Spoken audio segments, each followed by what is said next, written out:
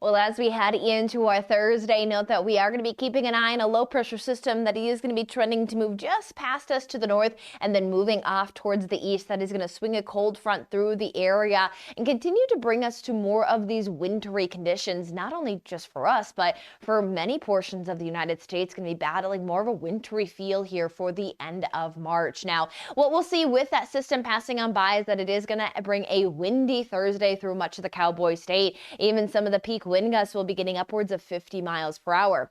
Now, with that northerly system, it is going to cause for some light precipitation, but not going to look at really any lasting or long impacts from this storm system, as we'll get another break, but then there could be a stronger system that could bring us those lasting impacts, especially with cool air that follows it, that is expected to arrive late on Saturday. So trending with a little bit more of an active weather pattern in place, but not reaching those high impacts from either of these systems. What we will note, though, is that we are going to get some of those minor to moderate impacts, and one of those is going to be the wind for our Thursday. We will deal with a fairly similar day to what we've been seeing with the sky conditions, mostly sunny skies, maybe a bit of an increase into those evening hours of cloud cover due to that cold front approaching. But daytime we'll be battling that southwesterly wind that is going to be gusting upwards of, again, of about 40 miles per hour there, peaking around those afternoon evening hours. But as we head towards sunset, that's where we see that cold front passage, as we note that by about 10 p.m. we are underneath that northerly flow,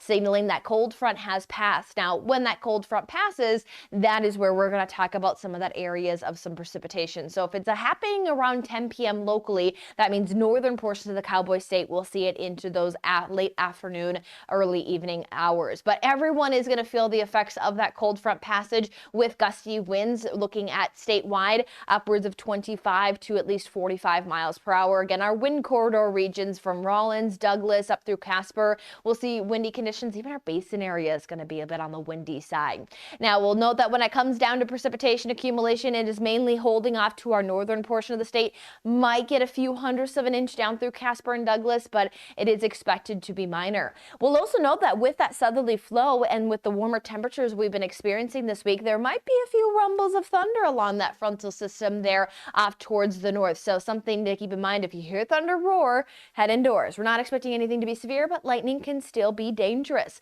We'll note that with this, again, cold front, it is going to bring us some cooling. So mild for our Thursday, where much of even east of the divide, again, will be striving for those 50s to 60s, but then we will fall into those more 30s, 40s, maybe a few spots into those 50s on Friday. We'll get a little bit of a break into our Saturday afternoon, and then that next storm system will arrive with that passage coming Saturday night that will bring us under a cooler and more active weather pattern as we roll into next week.